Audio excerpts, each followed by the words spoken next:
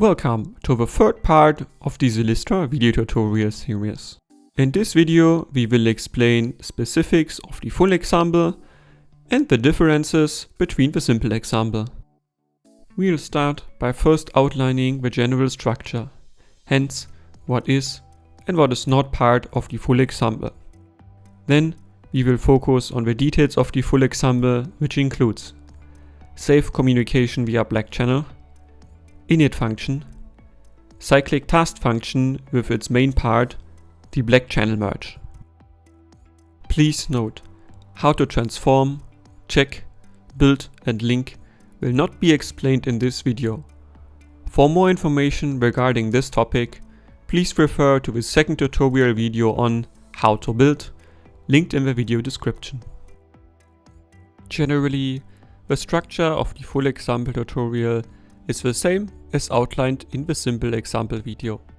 That means we have a plant that needs to be watered, a sensor to measure the water level, a pump to pump water to the plant, as well as a control unit that controls the whole process.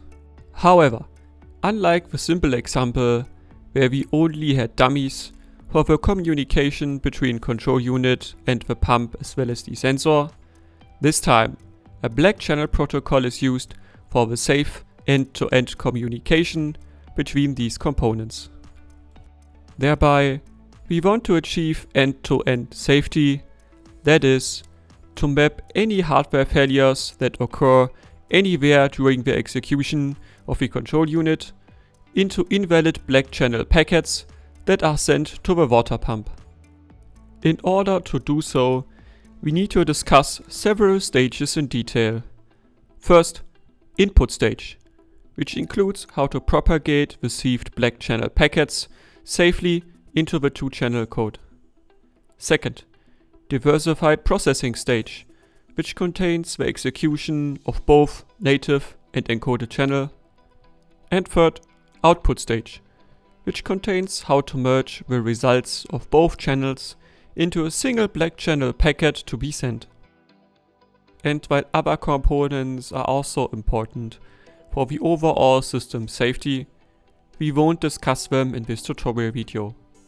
An example for this being the application simulating the sensor as well as the water pump. However, instead, readers are invited to work through the more extensive documentation of the full tutorial and study the accompanying source code. As explained in the simple example video, one of the main differences between it and the full example are the means of communication. While the simple example only uses a dummy implementation via structs, the full example uses an actual black channel for safe communication. Thereby, the main goal of this chapter is to give a brief overview of the important aspects about the black channel usage and implementation. More details can be found in the black channel chapter of the documentation of the tutorial of your SIListra Safety Transformer Installation. As stated before, in the full example, both applications communicate via sockets using a custom black channel protocol. This protocol is comparatively easy and explicit. Every packet contains all relevant metadata explicitly. In particular, black channel packets contain the following information: a CRC over the rest of the packet data. This can be used to check if packets were corrupted or to intentionally corrupt packets by changing the CRC value to either propagate an error or for the sake of testing. The size of the payload data in bytes. A message counter, which is incremented for every packet sent via the protocol. This allows for detecting duplicated or missing packets. The IDs of the sender and receiver to detect incorrectly delivered packets. The payload data itself, which does not have a fixed type or size, but must conform to the size given in point 2. The actual communication between the control unit and the simulator is realized as custom implementation using raw C sockets. Any data that is supposed to be sent is first put in a black channel packet using the protocol class. Then it is serialized into a byte array and after that sent over the socket. Any received data is copied into a packet, checked for validity using the protocol class, and then ready to be used. This implementation is kept as simple and straightforward as possible, since it is a necessary part of this tutorial. However, the exact details of this implementation are not of importance here, as this only serves as demonstration of core concepts. If you are interested, please refer to the source code of the black channel protocol of the tutorial of your SIListra Safety Transformer Installation. The watering control consists of two important functions. First, the Init function, which is executed only once at the beginning. And second, the Cylic task function, which is executed periodically. The Init function has an input stage and a diversified processing stage. In the input stage, the Init function waits for a packet of a simulator which contains the water thresholds. The thresholds decide when the pump needs to be turned on and off. Once it receives the packet, it copies the native packet into a global buffer, which is part of the 2-channel code. Additionally, the packet is also encoded and copied into the corresponding encoded buffer.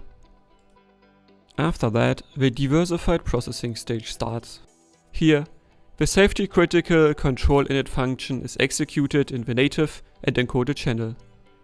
In both channels, the packet is read from the buffer.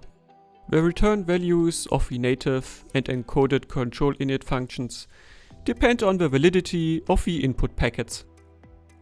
As the init function itself is a non-output function, it must propagate all errors that occur during its execution to an output function. To achieve this, a so-called init flag is calculated.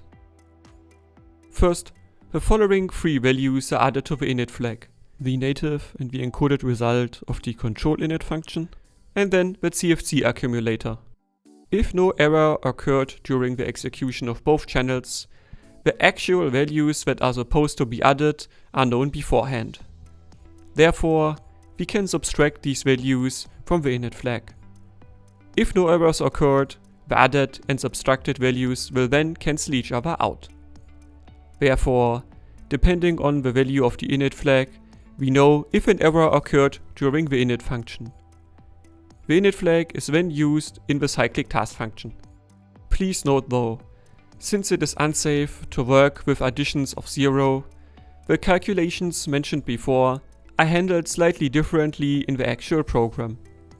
For more details, please refer to the chapter Init Function of the documentation of the tutorial of your SIListra Safety Transformer Installation.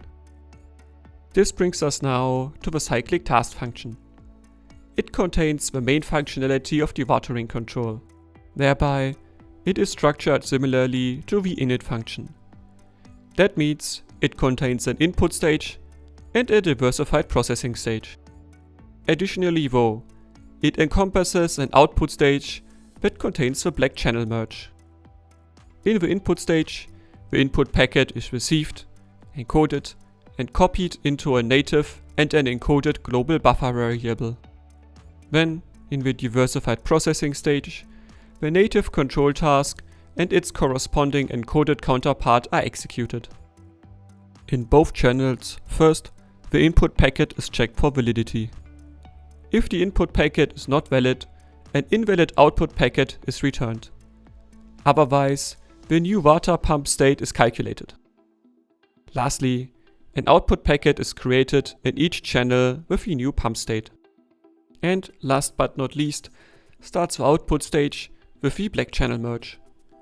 The black channel merge is important because it is responsible for the propagation of all diagnosed errors to the output packet. Here, the goal is to combine the output packet of the native and encoded channel into a single output packet. This is done by copying the metadata and pump state from the native state, as well as the CRC from the encoded state into the output packet. Additionally, errors that occurred during the init function and the cyclic task function must be propagated into the output packet. In order to achieve this, further, no highlighted values are added to the CRC of the output packet. This includes the init flag to propagate errors that occurred during init function into the output packet. Thereby, the same principle that was used for the calculation of the init flag, that is, subtracting all expected values from the CRC and adding all actual values to the CRC, is applied here as well. If no errors occurred during the cyclic task function, these values will cancel each other out. Therefore, the CRC, metadata, and pump state of the output packet will only match each other if no errors occurred. Please note again, same as in the init function chapter, it is unsafe to work with additions of 0, and therefore the actual calculations mentioned here are handled slightly differently in the actual program. See the chapter Implementation on more details on how to calculate the CRC of the output package properly. Additionally, more details about the actual and the expected values can be found in the Black Channel chapter. In this tutorial video, we explained the most important details of the full example tutorial application. Thereby, we have shown how the general data flow is being handled and how the calculations around the Black Channel merge are realized. Please note though, the details described here are not complete, and we do recommend to read and work through the written tutorial of the tutorial application thoroughly, because it expands on the facts and concepts explained here, and it uses actual code to describe its reference. Visit our website on more information regarding the tutorial of the SIListra Safety Transformer 2.0 or contact us directly.